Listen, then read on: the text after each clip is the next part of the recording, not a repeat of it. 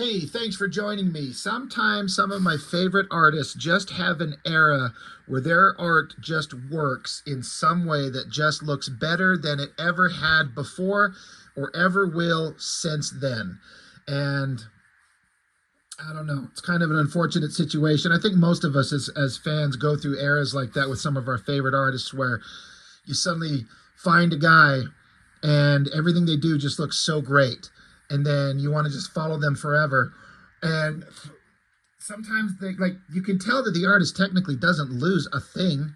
The talent and skill is all there, but there's just something about this run for a specific amount of time that they did that just works, and it just clicks with you, and it's just like it's never replicated in their work, no matter how much they do.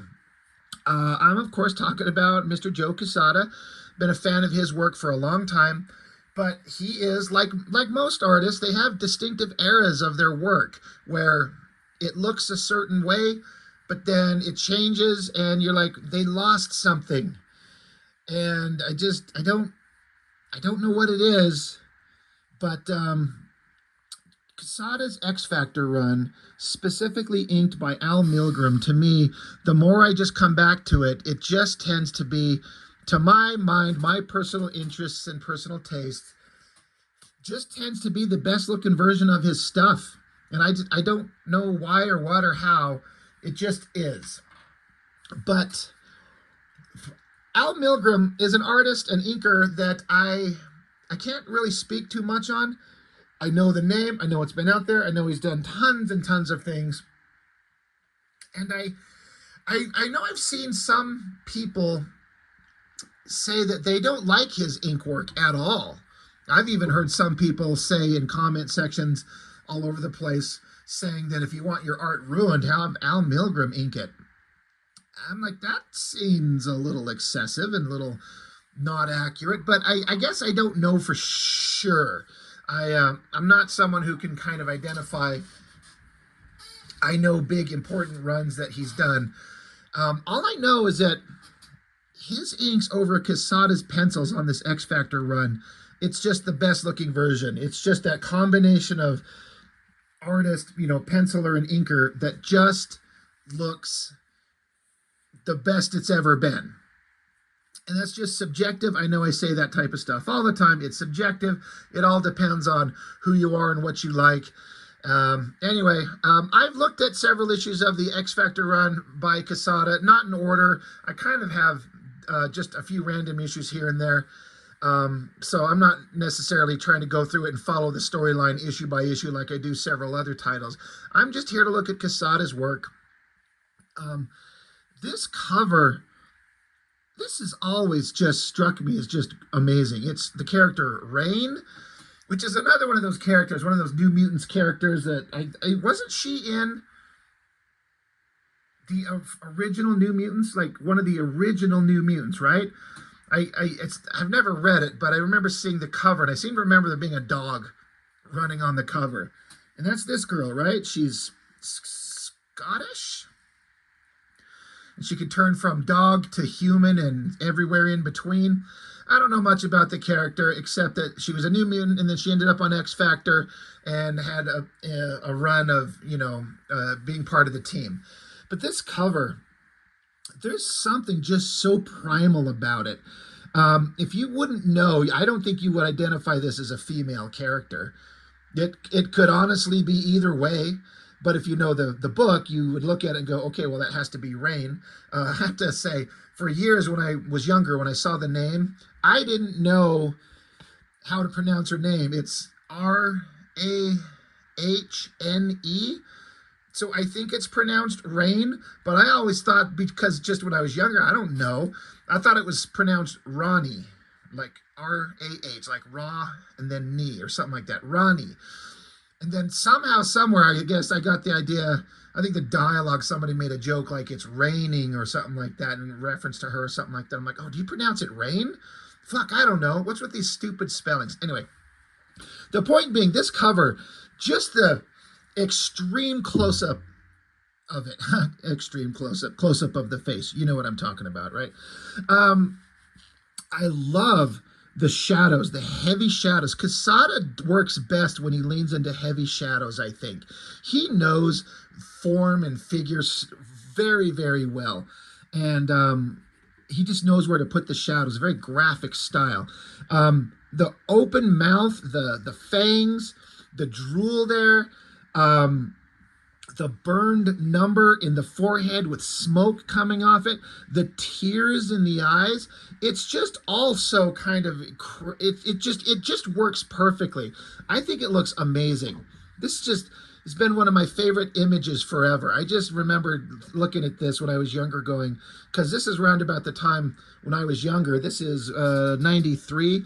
I've been wanting to draw comics ever since like 91, 92, something like that.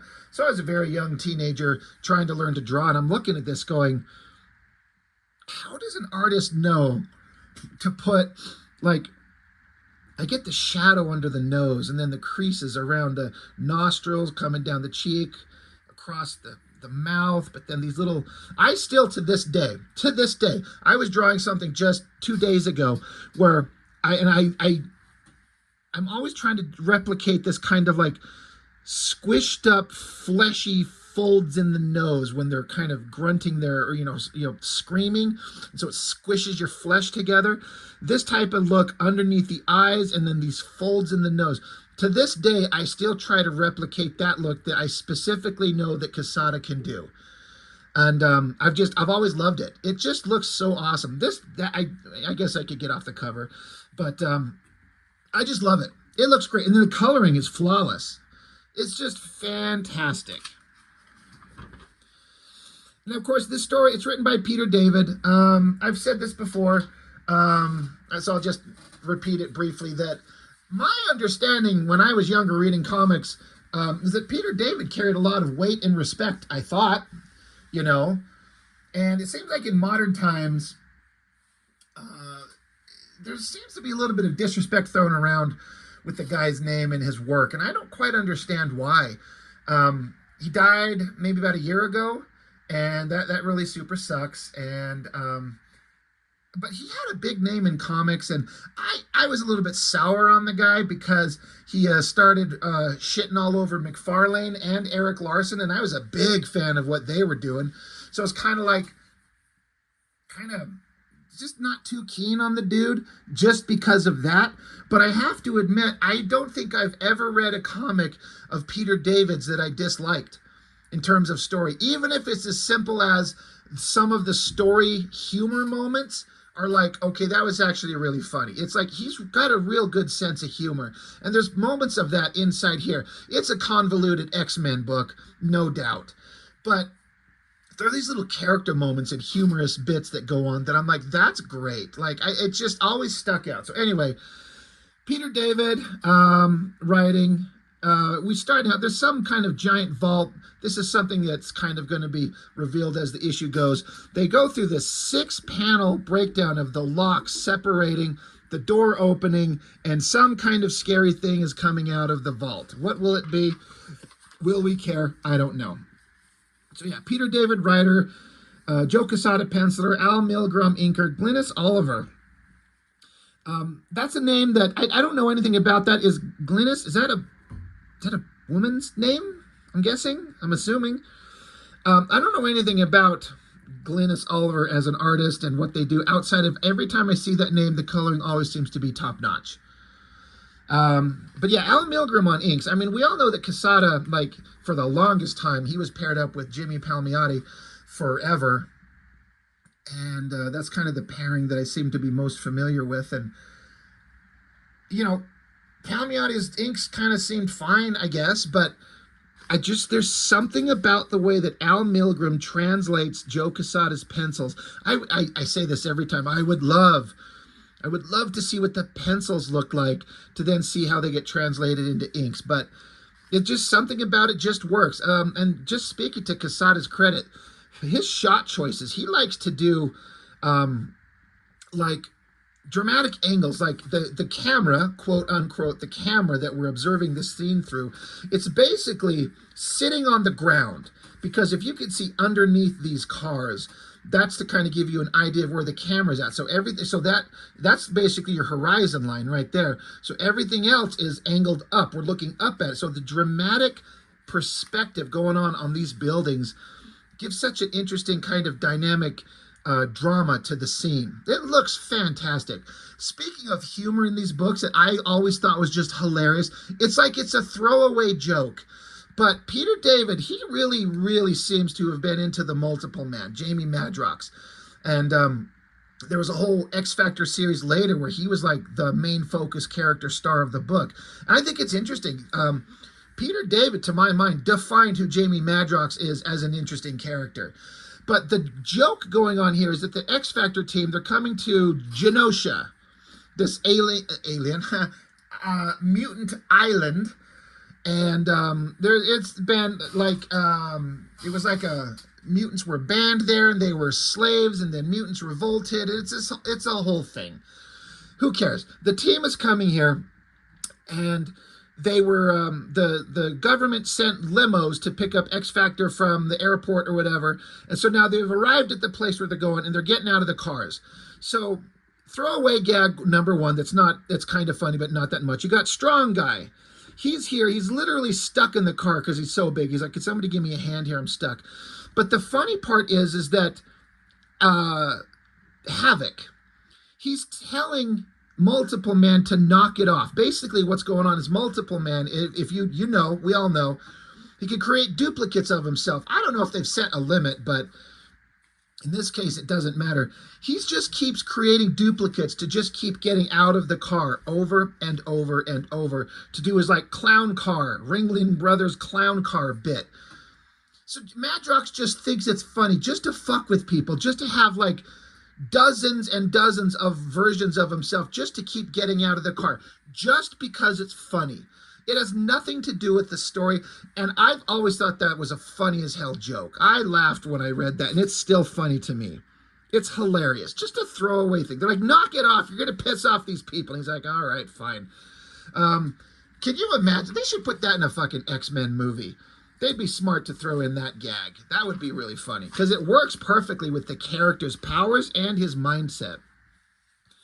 The story that's going on here, there are this subplot going on with this character. There are these expatriates, and there's this big dude. I think his name's supposed to be Prodigal. I don't know who they are, what they are, why they are. Nothing. I don't know anything, and I really don't give a shit. He's huge. He's got a giant brain thing. I don't know. So I'm not particularly interested in that story point. But again, look at this angle. It's a low angle looking up, and you got this perspective on the buildings way up here. And Joe Quesada has a way of rendering these characters where these are just small little figures, but something about them looks kind of dynamic and interesting. I'm so into this work. He also likes to do panels where they're just silhouetted shots with maybe just a little bit of highlights here and there. It's a quick way to get some storytelling in and get out of a panel pretty quickly. When you need to have a beat between, panel 1 and panel 3, you got to have some kind of panel to kind of let some storytelling happen. You could just throw in something like that. And if you do it right, it gets the idea across. And some people could say it's a cheap, quick, easy way to, not put in a lot of work. But if you do it right, I think it works perfectly fine. There's no problem with doing something like that. I think it looks kind of neat. But, the storyline with these expatriates going to Genosha, I think, are they going to live there? Are they going to integrate there? I'm not exactly for sure. And I don't care. I guess they run into, at some point, Moira McTaggart. I don't remember in the story where she's been, why she's here, what's going on. I don't care. But she's running back into Multiple Man. And so Multiple Man being funny again, he sees her and he's pretending like he can't remember her name. He's like, "Hey, I know you from somewhere, don't I? Was it Mara?" And she's like, "All right, Jamie Madrox, very funny. I know the last time we spoke it was under less than ideal circumstances." And he's like, "Oh yeah, heck, I love being strapped into a chair and being told I'm a dupe." So there's I guess Madrox powers are I guess, and somebody could clarify, I bet this has been kind of altered a little bit through the character's history, is that there's always the main single one, like, prime body that is the original, and everything else is a duplicate. But there's been stories, as far as I understand it, where duplicates think they are the original one. And also, his friends around him have had moments where they think original version him is a duplicate and trying to force it out of him. So whatever the story is, I like this simple shot. I mean, I always, because of my age and how old I was when I was reading these and what was going on at the time, this is 93. So Image Comics is blowing up. So we've already been going through the era of the original Image Comics guys, Jim, Todd, Rob, Mark, Wills, all those guys. And living with art where there's always some kind of giant anchor image shot on the page. And a lot of artists really leaned into that. But look at this. Like, this could and would be, by some other artist, some kind of big anchor shot. Because it's the full 3 figures. Got a couple of hot, sexy ladies and a big muscular dude. Head to toe. If this was any of those other guys, it'd be top to bottom and most of the page. But Quesada does just this simple... I mean, it's the largest panel out of them all, but it's not like this huge in-your-face bullshit figure shot. It's just them standing there straight on and just kind of get to see the figures, and I kind of dig it. It's just simple, but it's completely effective, and Quesada's got a way of drawing that's... He knows his anatomy, but it's kind of stylized in a way, like he does these long, skinny legs. I love the muscular thighs and the skinny knee and then the lower calves, kind of on all of them. The simple little back shot of her leg here and the little kind of way the anatomy folds in the back of her knee and then her calves, the way that this leg is bent, the simple shadows on the bottom of her heel and the lighting across her figure there. It's a simple drawing. It's not over rendered, over cross-hatched. It's not hyper forced perspective. It's just a simple straight on shot. And I love it. It's just something so simple, but completely effective. And the girls look hot. The dude looks awesome. I don't know. I'm just super into it. The characters keep talking. Quesada gets some good expressions on the faces, like that shot. He likes to do these shots where there's like a heavy light source, like split heavy shadow on one side of the face and a light source on the other. It looks awesome. Madrox thinks that Rain here pinched his ass when it was actually Moira. So I'm like, is there like a romantic thing? Did I miss that?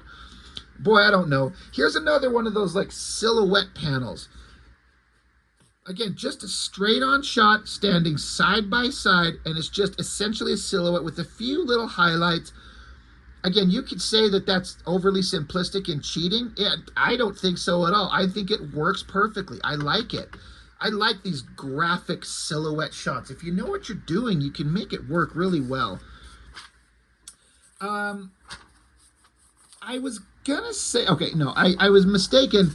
I was thinking that guy coming out of the vault on page 1 is Lizard Man here, but it's not. This is, again, this is set up of some type for some future story that I don't know where it goes or what it is or what the hell's going on. So this guy, he's saying, it's all my fault. The death of my brother Vic Chalker and my cousin Mick Chalker, it's all because of me. Dick Chalker. Dick Chalker? Chalker. Dick Chalk. AKA carnivore. Hey, that's a diet. Meat, eggs, seafood only, you lose weight. He's a giant lizard thing with Kirby Crackle and metal underwear and metal shin guards and metal gun holsters and a little... No, I thought there was something on his tail. I don't know who the hell this thing is. He goes on through a megalomaniacal, villainous rant. I used my mutant dinosaur power until now to commit robberies, murder, mayhem, postal fraud. It literally says that. All the time blackening the family name of Chalker, Dick Chalker, and inciting mutant hatred in my kin. But no more. Their deaths are on my conscience. I must atone. The only way I can do that is to go forth and wipe out every last mutant so that no one can misuse their powers the way I have. Once I've destroyed them all, I can complete my mission by destroying... And then he runs out into the street and gets hit by a big semi-truck and explodes and is dead. Cool. Back over with Rain is obviously having some kind of dream. I think this has been established in previous issues. I'm not super for sure. But Rain, if I remember correctly, she was altered in Genosha by the mutant magistrates and the extinction agenda. Like, they took her and manipulated her mind and body and screwed with her. And as I understand it, she's super suffering from that. She's having these nightmares. She's dreaming about being like, this is an Aladdin, like the Disney animated movie kind of a gag, where it's Alex Adden, and she's the genie, and there's some dialogue that's kind of referencing the movie. So it's like she's going to grant him a wish in the dream, but then boom, she goes back into nightmare scene, like a close-up on her eyes, tears, and then there she is, like stripped of all humanity and dignity, just stripped down to her nude figure.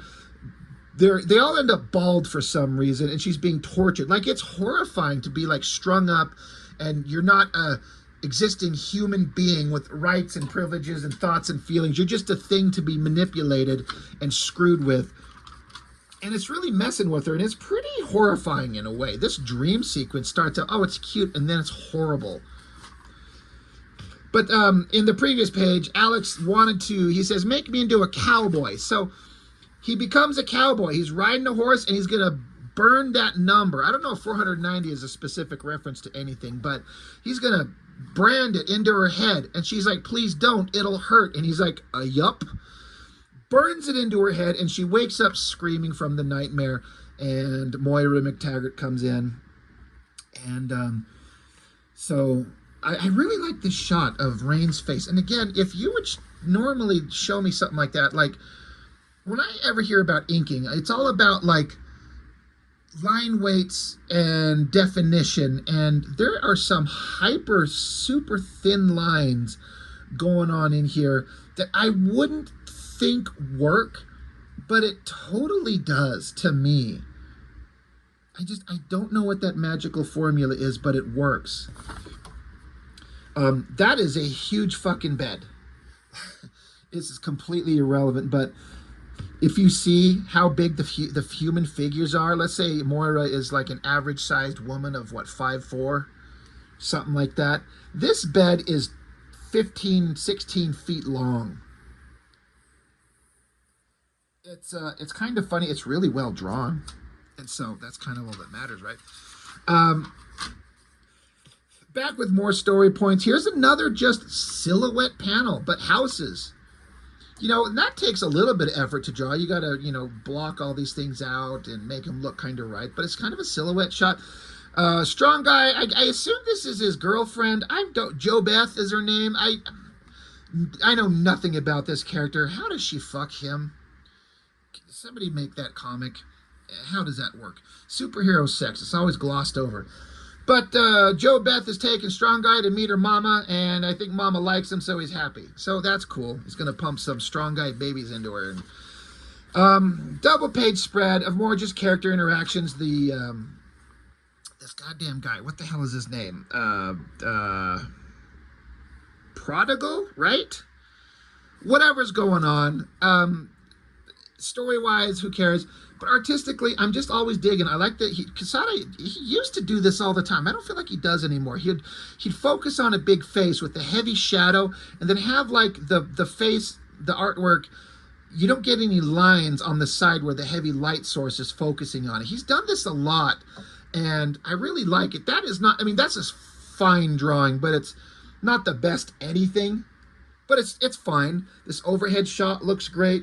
There again is another silhouette shot, and it works perfectly. You have this one mutate trip over a rock. Is this bringing refreshments and spill it, and the mutate whatever freaks out overly, like way more dramatically than is necessary, and this person has to like, you're fine, you're not in trouble, those days are done.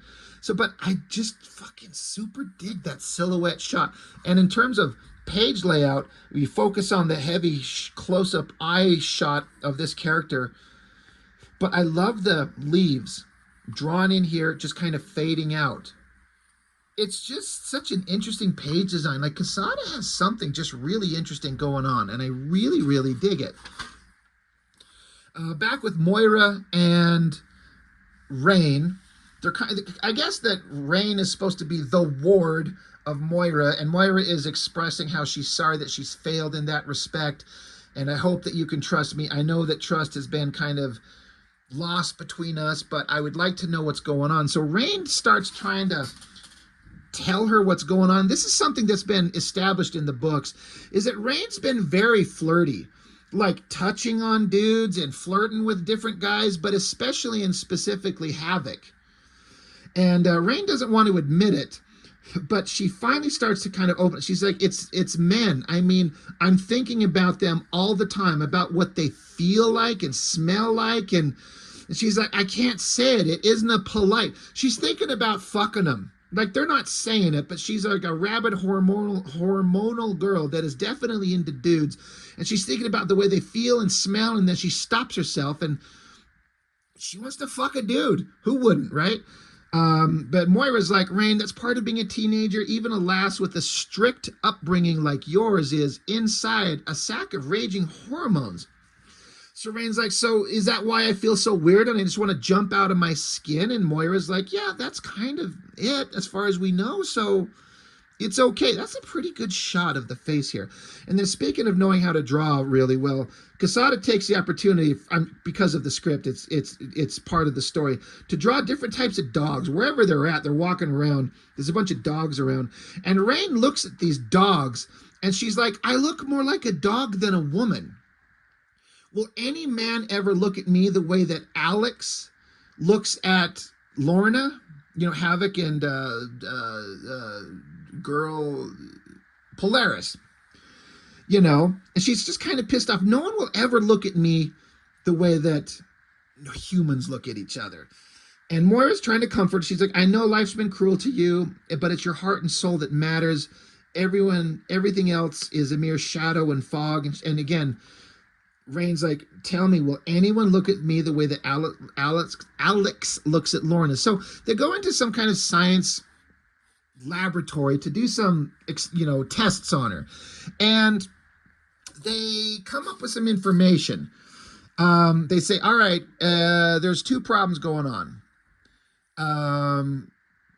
First off, Moira's theory about your accentuated proclivities, meaning your horniness to fuck a dude, is accentuated by your canine body. Basically, because you're part animal, you have like stronger animalistic instincts. However, your overwhelming biological mating imperative has been exacerbated by psychokinetic conditions that were part and parcel of your being made into a mutate, which was the extinction agenda. They're like, I checked the medical records from when you were mutated. During the procedure, you were bonded in a master-slave relationship with Alex Summers. So, like, they messed with her mind to make her want to be subservient specifically to Havoc. And she's been, like, gushing over him forever. And so this sucks. So they're like, between the biological imperatives and the bonding. So Rain's like, so all the things I've been feeling, they're being forced on me by my body and my mind. Like, it's being forced on her. It's not from her own choices. And she's like, please, you guys have got to make it stop. And they're like, well, we got to run some tests to see what. And then there's this awesome kind of 3-panel shot. I think all this art looks awesome, where she gets pissed off, grits her teeth, and turns into more of an animalistic version of herself. Those shots, especially this big one, again, the heavy shadows on the one side, the heavy lighting on one side, shadows on the other, that looks really, really awesome. But she's pissed off, and she runs off in half dog form and, like, yelling, please make it stop, which is fair. The poor girl's, like, been manipulated and she can't control all these embarrassing things that are happening to her. Meanwhile, coming back to the opening page, I don't know who the hell this character is. Sasha Ryan, whoever. That's kind of a fine shot there, but that shot there I always loved as a kid because, again, it's almost like a black and white shot. And I've always wanted to, like, when I was younger, I want to see what did this artwork look like when they draw it without color. I love the heavy shadows. Everything looks really good. There's like no holding lines. It's kind of a Sin City-ish type art style. Looks really good. And then coming out of the vault from page one is somebody. I don't know who. I don't know if I'm supposed to know, if it's just supposed to be a mystery that's revealed later. I don't know that I ever found out, and I certainly am positive that I don't care. And it's a simple page, but it's effective. Big silhouette shot. You get just enough to realize, like, big, heavy kind of cloak, large, bulky size, glowing eye, wisps of smoke everywhere. It works. And I gotta say, as a guy who draws, drawing these wisps of smoke, you might think that that's easy. It's not. There's a definite form and a shape to kind of get that stuff to look right. That's tricky. Again, you might think that it would be easy, but to me, it is not. So, okay, that's all cute. And that's the end of the issue. And then there's a backup story written by Peter David, inked by Al Milgrom again, penciled by Chris Batista. I have no idea who that is. And I got to say, I thought when I saw this book originally back in the day, I was like, who the fuck is this boring ass artist compared to what we were just seeing? And I'm not going to lie. I'm not going to be a hypocrite and pretend like suddenly it's better. To me, it's not. The guy's obviously extremely talented and knows how to draw for sure. But there's nothing about the dynamic, interesting art, kind of like what Quesada has, for example. Just by comparison, to me, this could not be more boring. It's the same writer, inker, and colorist, but the penciler, it's just... I mean, and you get to have this opportunity to have like hot naked girl outside making it rain so she can clean herself up. Okay, Quicksilver's into that. That's the Quicksilver and Crystal, one of the I almost said New Mutants, Inhumans, right? They've been a thing. They're up in a cabin. Oh my God! I mean, there's like undressed, and then he drops his clothes, and they're throwing in the letter boxes to cover up their booty cheeks, which I get. This is a Marvel comic. We can't have too much of the kind of shit I would put in the book. But they're having a relationship, and it's fun, and they're having emotional conversations and talking about stuff, and there's funny story bits going back and forth. Quicksilver's got to run into town. That's kind of an interesting shot of him running, you know, put him in like a tracksuit. Somebody went out of their way to draw tread on the bottom of a tennis shoe. Like, that's putting in some effort. The artist does some expressions pretty dang good. Got to give him credit there. The expressions are all really solid. While Quicksilver's in town, he runs across some tabloid rag writer that says he's got really incriminating photos of his girlfriend with some other dude, and implying that she's fucking somebody else. And Quicksilver doesn't believe it. And the guy's like, you can not believe it all you want, and you can rip up these. I got more, but I got more. And if you want to, you know, not have these made public, we need to talk. And Quicksilver beats the ever-loving piss out of him. And then Quicksilver threatens him. He says, I just want to make sure there's, yeah. He throws the guy down, breaking his nose, and Quicksilver says, I will kill you easily and with impunity. If you're driving, I can crash your car, or maybe I'll take you out for a 300-mile-an-hour run so you asphyxiate or have a heart attack, or maybe you'll just fall down a flight of stairs one day or trip into traffic. 100 little accidents can happen, and no one will ever suspect homicide, much less prove it. I can be the man who wasn't there, so you will do nothing to humiliate my wife. Understood? The guy's like, you're bluffing. And Quicksilver says, I don't have to bluff. Nothing can stop someone with speed in his legs and murder in his heart. Remember that. So Quicksilver, I know he started out as a villain in the comics, and then that's one. And then two, he's the son of Magneto. So for him to get like that threatening, does he mean it, or is it an idle threat? I don't know, but I would say that Quicksilver probably means this shit, especially if this is your wife. I was married once, and no one would fuck with my wife. You know, I wouldn't allow it. I wouldn't put up with it. And so I actually think Quicksilver means this shit. Everything he said is fact. So he goes home, and then, but the implication in this little backup story the guy who is the sleazeball who is threatening to release pictures, he's meeting up with someone else. And he's like, Quicksilver knows there's no explicit pictures. It didn't work. It was all just a joke. Not a joke, but like they're trying to scam him and trying to bribe him. Just put doubt in his mind. But like, it didn't work. He didn't believe it. And whoever this other guy is, he's like, oh, I don't know. I'd say that it worked.